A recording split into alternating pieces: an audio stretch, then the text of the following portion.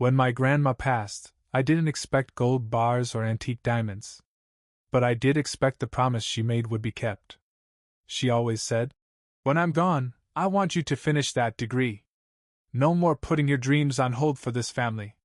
She meant it. She even put it in writing, in front of everyone. It was during her 80th birthday dinner. Right before the strawberry cake came out, she tapped her glass and said, "Nathan's getting the education fund. He's earned it." No debate. Nobody clapped. Just tight smiles from my mom and silence from my brother, Lucas. That was 2 years ago. Now she was gone. And so was the money. I first got suspicious when the probate lawyer called and said my portion would be processed in 2 stages. 2 stages? I asked. I thought the will said it was a clean split. My portion was in cash, right? Yes, the lawyer said, voice neutral. But it seems the liquidity is delayed. That didn't sound like a legal term. That sounded like a cover-up. I pressed. Delayed how? He hesitated. It appears your mother moved part of the estate into an investment vehicle on behalf of your brother. I froze. What kind of vehicle? Something called EtherNetX. A startup involving blockchain? A crypto project. I swear the room went silent for a second. Even my fridge hum felt like it paused. That night I called my mom. She answered cheerfully, like nothing had happened. "Hey, sweetie. I was just thinking about you. You should come over Sunday. I'm making lasagna." I cut right to it. "What's EtherNetX?" The pause was instant. Then, "Oh. You talked to Dennis. The lawyer?" "Yeah, he told me you moved my inheritance into Lucas's crypto project." She sighed. "It's not what you think." "So explain it." "Well, first of all," she said, her voice slipping into that defensive mother-who-did-nothing-wrong tone, "it's not your inheritance. It's the family's. And I only temporarily reallocated some of it." "How much?" "Sweetheart." "How much, Mom?" Another sigh. "All of it." I didn't even know what to say. $38,000. That's what Grandma left me, to finish my master's degree in data science. It was in the will. Allocated, notarized, named specifically for me. Gone. All dumped into some crypto startup Lucas had dreamt up during his 3rd failed gap year. EtherNetX. I googled it. The website looked like it had been made in Wix by a freshman on Red Bull. 1 page. A stock photo of a guy wearing VR goggles. A quote that said, "Decentralizing the future." No white paper. No founder bios. It screamed scam. Or worse, family favor project. I called Lucas. He didn't answer. But he did text. "Don't panic. This is going to be huge." That's all. No apology. No explanation. Just, "Don't panic." Like he was some Bond villain launching a satellite. I went over to my parents' house the next day. The moment I walked in, my mom was already setting a plate for me. "I figured you'd be upset," she said. "But you're not seeing the big picture." "The big picture?" I repeated. "Lucas is building something important. You always had school. He never had your drive. He just needed a little boost." "A boost?" "You gave him my entire inheritance." "It's a loan," she insisted. "We'll pay you back once the company takes off. Crypto startups fail 90% of the time." She frowned. "You're being negative." "I'm being realistic. And legally you had no right." "I'm your mother," she snapped. "I don't need permission to help my child." I stared at her. "I'm your child too." Silence. And that's when I knew, in her mind, Lucas had potential. I was already supposed to be fine. No matter how much I sacrificed. How many bills I paid on my own. How many holidays I skipped to work overtime. I was the stable one. Which, in this family, meant the one we can afford to disappoint. I didn't sleep that night. Not from rage, from disbelief. Every time I thought about it, I came back to the same sentence. I don't need permission to help my child. Like I was some bonus feature she unlocked, and Lucas was the main campaign. The next morning, I drove straight to his apartment. It was 11:30 a.m., and the blinds were still drawn. I knocked. Silence. Then shuffling, followed by the unmistakable sound of someone unlocking 5 deadbolts with theatrical delay. Lucas cracked the door open. Shirtless. Sunglasses on indoors. Hair like he just wrestled a raccoon. Bro. He grinned. What's up? I didn't answer. He opened the door wider, motioned for me to come in like he wasn't the guy who had just vaporized $38,000 that wasn't his. The apartment was exactly what you'd expect from a crypto bro. Gaming chair in the kitchen. Ring light on the floor. Empty Celsius cans stacked like a modern art piece. One of those cheap neon signs that said Biddle Laptop Computer in blue cursive. I didn't sit. You took my inheritance. He blinked. Wow. Jumping right in, huh? You don't see a problem with that? I mean, technically. He scratched his jaw. Mom did.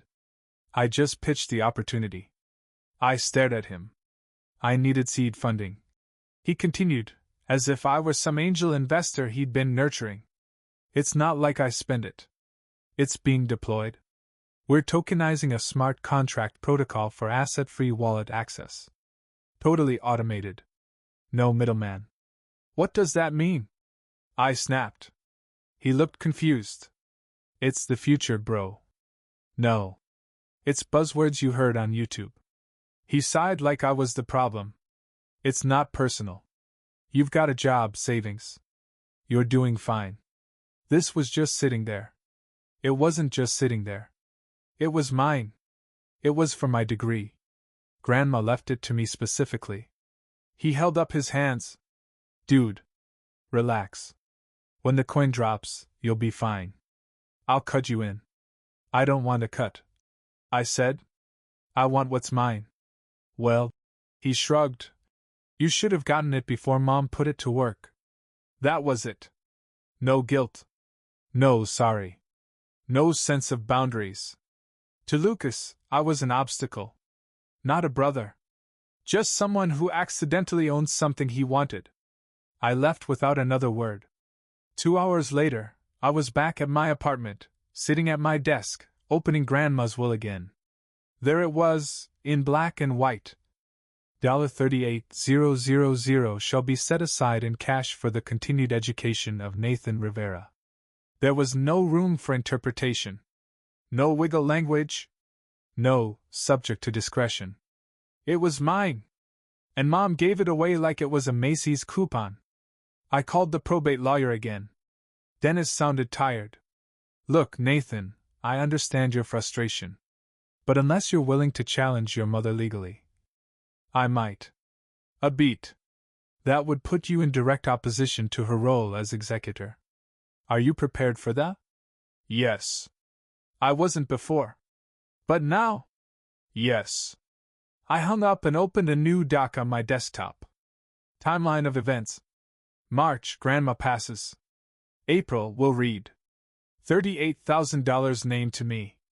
May, money disappears into Lucas's project. June, Mom calls it a loan. July, Lucas says, cut you in. I attach the screenshots. Texts. Photos. Banknote where the cash out was requested. I labeled the folder, Restitution, Rivera versus Rivera. Because that's what it was now. A fight. I didn't want it to come to that. But they picked their side the moment they told me. You'll be fine. No. I won't. Not until they finally understand what it feels like when you're the one left out. I didn't file the lawsuit immediately. I wanted to give her a chance. One last call. One final attempt to handle this without scorched earth. But what I got wasn't a conversation. It was a performance. Mom picked up with her usual artificial cheer. Nathan! I was hoping you'd call. I was just about to marinate some chicken. Want to come over for dinner tonight? No. Pause. Well, okay. Everything all right? I spoke to Dennis. The lawyer. Another pause. This one longer. She already knew what was coming. I'm asking for full restitution, I said. If it's not returned, I'm filing a formal complaint to have you removed as executor. You wouldn't. You bet I would. You violated a legally binding will, Mom. This isn't a misunderstanding. This is misappropriation. Don't talk to me like I'm a criminal. You handed my inheritance to Lucas like it was monopoly money. You are a criminal. Her voice dropped. Cold now. You think this is how Grandma would have wanted you to handle it? By tearing this family apart? Grandma wanted me to finish school, not fund Lucas's startup fantasy. And what if it succeeds? She snapped. What if he changes everything? What if Ethernet X becomes something big? What if it crashes next week? She didn't answer. Because she knew. It already was crashing. I'd spent the past 48 hours digging deeper. Ethernet X wasn't a company. It wasn't even registered as an LLC. It had no tax ID. No investor documentation. No white paper. The team. On the site? Stock photos. One guy was also modeling for a fake toothbrush brand. I reverse image searched them all. The token? It wasn't live on any major crypto exchange. Lucas had just minted coins on a testnet claiming it's pre-IPO energy. It wasn't a startup.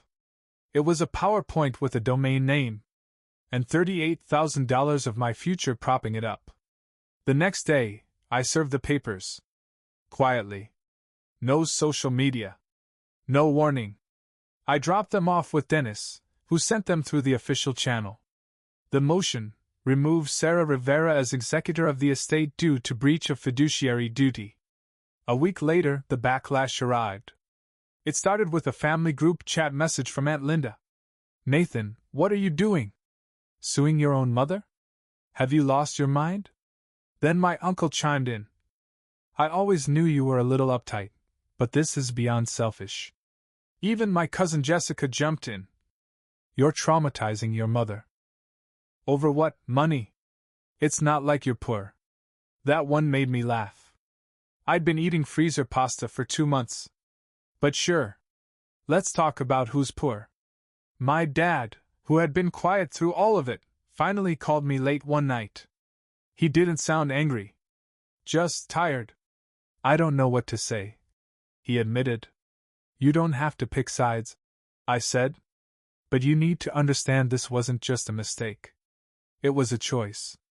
She looked at what Grandma gave me and handed it to the one who never earned a thing. She thought she was helping.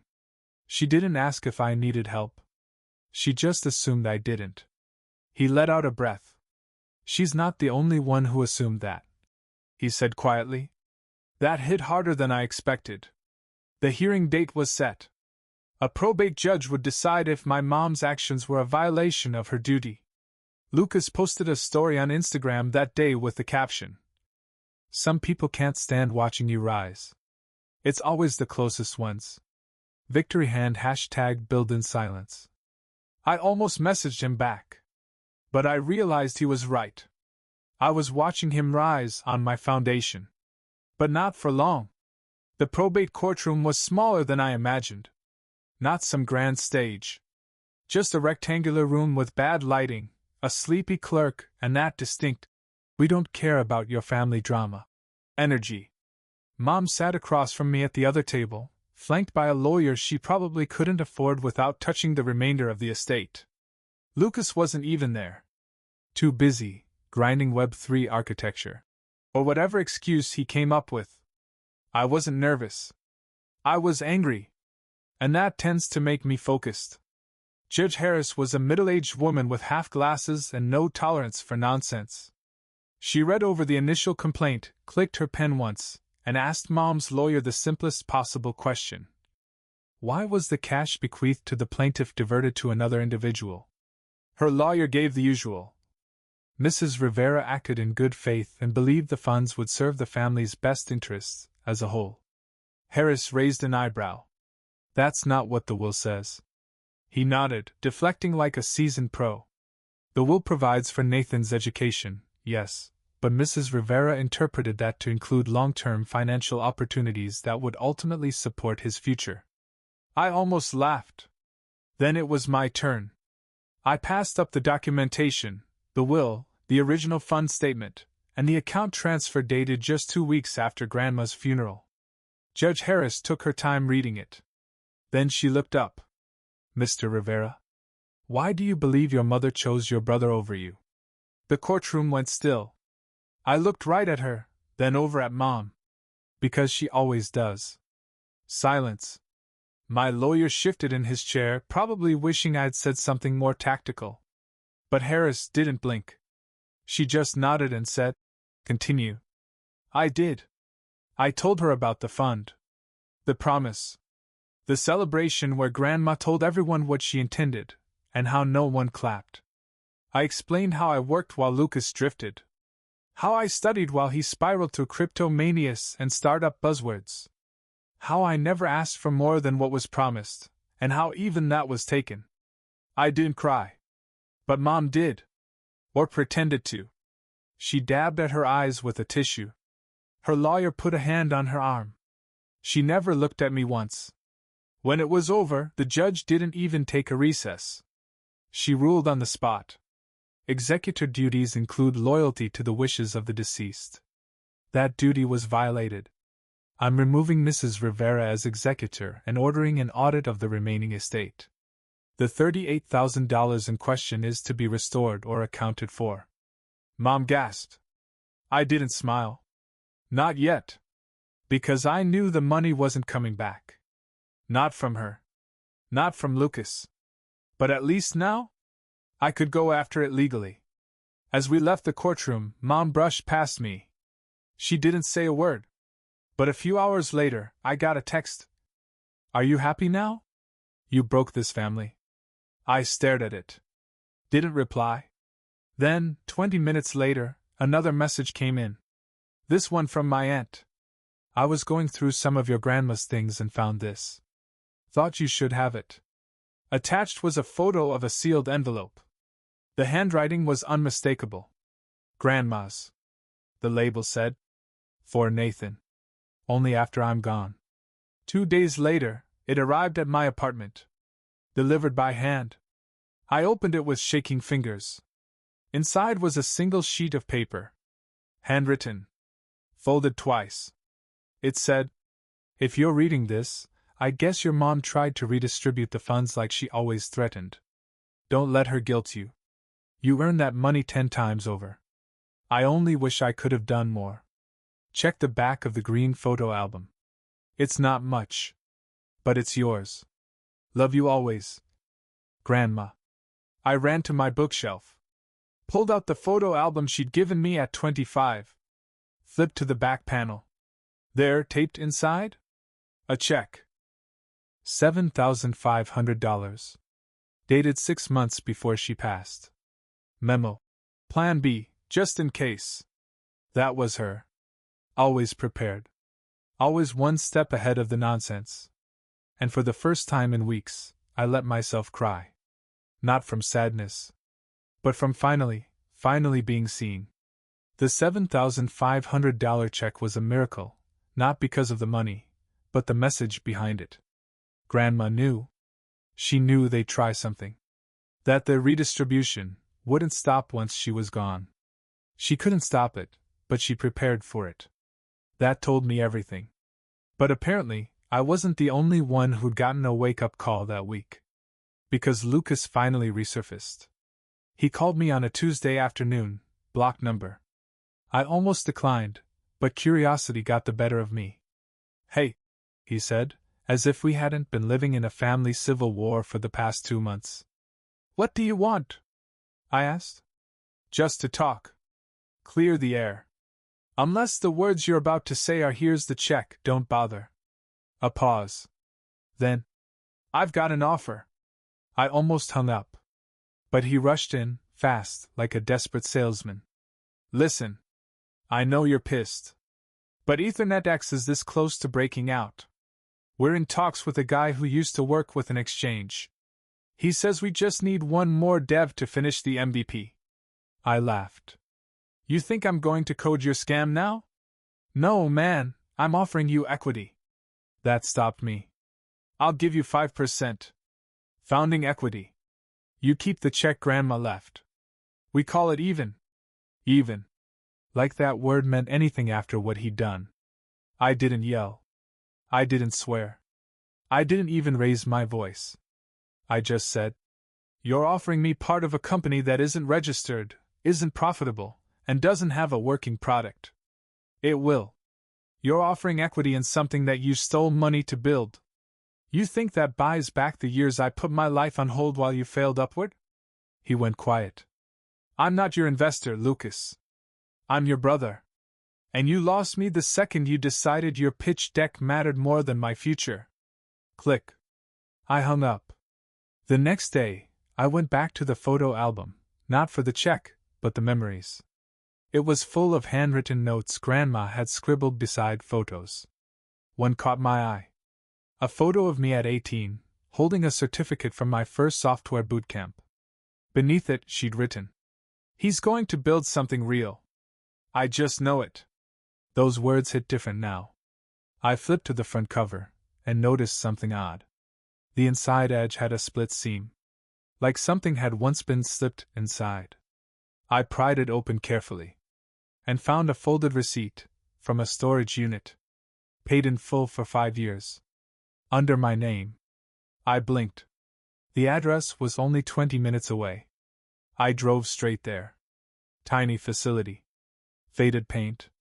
The front desk guy looked like he'd just come off a 48-hour shift and didn't care who I was as long as I didn't set anything on fire. Unit 117. The lock was already broken. Either she'd meant for me to get in without a key, or time had done the job for me. Inside was not much. A single metal box. And a binder labeled Plan C. No joke. Plan C. Inside the binder? Every document Grandma ever collected. Birth certificates. Insurance policies. Copies of the will. Letters she wrote but never mailed, including one to my mom. If you're reading this, and Nathan is angry at you, I suggest you sit with that feeling instead of defending yourself. You've taken enough from him. Oof. One folder was labeled For School Only. It held a prepaid tuition certificate, partially filled out, for a continuing education fund at a local university. It had $9,000 remaining in it. She'd been stacking backups behind backups. Not just because she didn't trust Mom, but because she knew who I was up against. And she wanted me to win. That night, I started the process of transferring the tuition balance to the program I'd deferred twice already. It wasn't a full replacement. But between the check and the fund, I could cover the next year. Which meant I didn't have to wait on lawyers. Didn't have to wait for Lucas to fail or Mom to apologize. I could move forward. Without them. I didn't tell anyone I re-enrolled. Not my mom. Not Lucas. Not the family group chat that still occasionally pinged with recipe links and "Happy birthday, cousin" posts I hadn't responded to in months. I just started. Quietly. My first day back in class felt like walking into an old dream I thought I'd outgrown, familiar and foreign at the same time. The login to the university portal still worked. My student ID was still active. My professor even remembered me. "You finally made it back," she said. "Yeah," I said. "Took a detour." She smiled. Sometimes the detours are the best part. I didn't have the heart to tell her mine involved lawsuits and crypto Ponzi schemes. Word eventually got out, not from me, but from a LinkedIn update. I forgot it auto-posted my new enrollment status. 2 days later, my phone lit up with a message from my mom. "So I see you went back to school. I guess you didn't need the money after all." "No. I'm proud of you." "No. Congratulations." Just that classic Rivera family brand of guilt. I ignored it. Then came Lucas. "Hope the tuition fund works out. Would have been cool if we could have built something together, though." Right. Because stealing my money was his version of teamwork. But karma has a weird sense of humor. Just as I was settling into classes, Lucas's big launch happened. EthernetX went live. Sort of. The site updated with a new front page. Token sale now open, 3 cents per ENTX. The launch was hyped across his socials. Twitter threads. Instagram reels. A YouTube video with him pacing in front of a whiteboard like he was Steve Jobs doing ayahuasca. I almost felt second-hand embarrassment. But then something happened I didn't expect. The comment section turned on him. It started small. Isn't this just a copy of another protocol? Wait, why is this not on Etherscan? Bro, this isn't even ERC compliant. Then someone found his code on GitHub and ripped it apart. A developer with 100K followers on Twitter did a full breakdown of EthernetX. Called it the most generic white label clone I've seen in years. Claimed Lucas had basically copied an open source token script and changed a few names. The tweet got traction. And within 48 hours, Lucas's coin was being roasted across crypto subreddits. People demanded refunds. Buyers started pulling out. The price of the token dropped from 3 cents to 0.001 overnight. And then the website went offline. Just disappeared. No announcement. No apology. Just 404. The next day, Lucas posted a black screen to his story. People are so ungrateful. You try to build and they tear you down. No accountability. No ownership. Same Lucas. I didn't reach out. I didn't need to. Because for the first time ever, I was ahead of him, and he knew it. He'd burned through my inheritance, Grandma's patience, and his own credibility in one giant digital bonfire. And me? I was logging into class at 9 a.m., studying late at night, writing papers, reading code, getting stronger by the day. But the family? They didn't know what to do with that. They were used to seeing me as Fine the fixer, the background character, the one who sent flowers but never demanded center stage. So when I didn't respond to Mom's passive-aggressive texts, when I didn't show up to Cousin Liza's baby shower, when I didn't reply to Lucas's vague guilt trips about family unity, they panicked. Aunt Linda called me directly. I don't like what's happening, Nathan, she said. Your mom is a wreck. She wrecked herself. She said she was just trying to help both her sons. She helped herself to my future. That's not support. That's sabotage. She was quiet. Then she asked the question I'd been waiting for. Is there anything she could say that would make it right? I thought about that for a long moment. Then said, yeah. 2 words. What are they? I'm sorry. I didn't expect them to apologize. Not really. So when my dad texted me, dinner this Sunday. Just us. Come if you want. I almost deleted it without replying. But I didn't. Because part of me needed to see it, not them, but it, how far they'd go to justify what they did. How deeply they'd dig before they even considered saying they were wrong. I needed to know if there was anything left in that house worth calling home. I showed up at 6 p.m. sharp. Mom answered the door like nothing had happened. Like we were just picking up where we left off after some minor disagreement about potato salad. Hi, sweetheart, she said, and stepped aside like the hallway wasn't haunted with the echo of stolen futures. I stepped in. The smell of roast chicken hung in the air. That used to be comfort food. Now it just felt like bait. Dad nodded at me from the table. He looked old. Not tired. Drained. Nobody said much until the plates were down. That's when Mom cleared her throat and did what she always did, talked like the wound was mutual. I just want to say, she began. I never wanted things to turn out like this. I waited. I was trying to do what I thought was best for everyone. Your brother needed help. I didn't think. That's exactly the problem, I said. You didn't think. You assumed. You chose. She flinched. Then nodded. You're right. That surprised me. She continued, slower now. I chose Lucas. Because I thought you'd be okay no matter what. And if I wasn't? She didn't answer. Dad finally spoke up. He didn't tell you. But Lucas came to us 6 months before Grandma died. Said he was in trouble. Owed people money. Said he needed one win or he was going to do something stupid. Mom added. We were scared. Not just of him failing, but of losing him completely. So you bet my future to save his? Tears welled up in her eyes. I was scared, Nathan. I let the silence stretch for a moment before replying. I was scared too. Scared that no matter how much I did right, I'd still be treated like I didn't matter. That landed. It actually landed. Because she didn't deny it. She just cried. Real tears this time. I'm sorry, she whispered. The words felt small, too late, too soft, but they were there. It was the first time in 30 years I'd heard them without an excuse attached. After dinner, she asked if I could help her move some boxes from the attic. I almost laughed. A peace offering in the form of manual labor. But I followed her up anyway. We moved some old crates of photo albums and holiday decorations, and then she paused, looking at one box I didn't recognize. It was unmarked, taped tightly. I think this was your grandmother's, she said. She left it under the stairs. I never looked inside.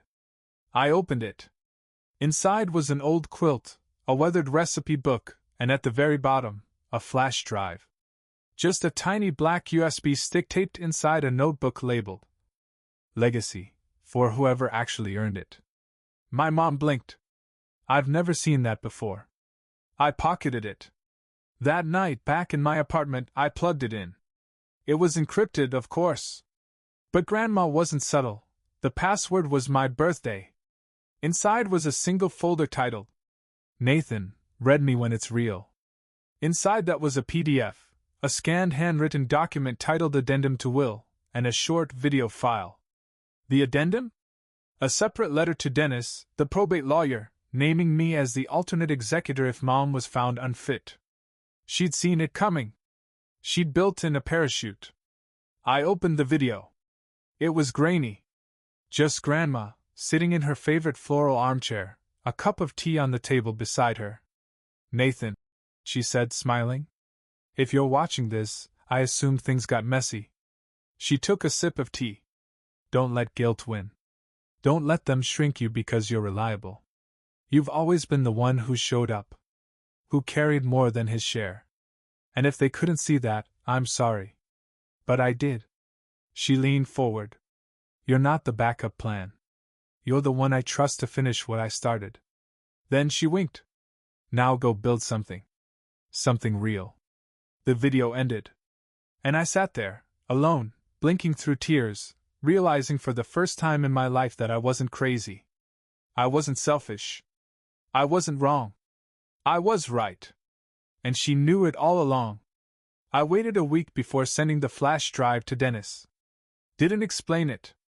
Just mailed it with a sticky note that said, Found this in my grandma's belongings. Might be relevant. 3 days later, he called. Nathan, he said. This changes everything. Turns out Grandma had filed the addendum privately with Dennis, an unofficial backup in case she sensed instability. Her words, not mine. The document named me as alternate executor of her estate, conditional upon Sarah Rivera violating any fiduciary duty. Which, legally, she had. The motion was refiled, uncontested. I didn't even have to go to court this time. Just like that. I was executor. The last piece of Grandma's will was finally in the right hands. And I was ready to use it. The first thing I did? Cut off any remaining access Lucas had to the estate's assets. He'd burned through most of it already, a fact I learned going through bank records, but there were still a few thousand left in miscellaneous reimbursements he hadn't gotten to yet. I froze the account. The second thing? I sent him a letter. No threats. No anger. Just a printed screenshot of his old message. Don't panic. This is going to be huge. I'd highlighted panic and wrote underneath it. Still relevant. Then I donated the remaining funds to the school's scholarship fund, in Grandma's name. The family went quiet after that. Like they were embarrassed, or exhausted, or finally understanding that I wasn't playing the background anymore. Mom tried texting a few times. Never about the money. Just vague updates about the weather or, thought of you when I saw this soup recipe. I didn't reply. She'd made her apology. That was all she owed. Anything after that was her responsibility, not mine to fix, not mine to chase. As for Lucas? Last I checked, his Instagram was wiped clean. EthernetX is gone. The site shut down. His founding team disappeared like smoke in a wind tunnel. Word around town is he's working part-time at a tech repair kiosk in the mall. Every once in a while, he tries to message me. Always the same tone, casual, slippery, pretending like we were just two guys caught in a misunderstanding. I don't respond. Because I'm not angry anymore. I'm done. I graduated last month. Top of my class. I walked across that stage wearing a suit that Grandma bought me 4 years ago. The flash drive she left me? It's on my keychain now. A reminder that even when the people around you try to write you out of the story, you can still flip the script. They told me I'd be fine. That I didn't need help. That I already had everything together. But what I really had was restraint. And when I finally stopped holding back, I didn't just get my future back. I built a better one than they ever imagined. For myself. And no one else.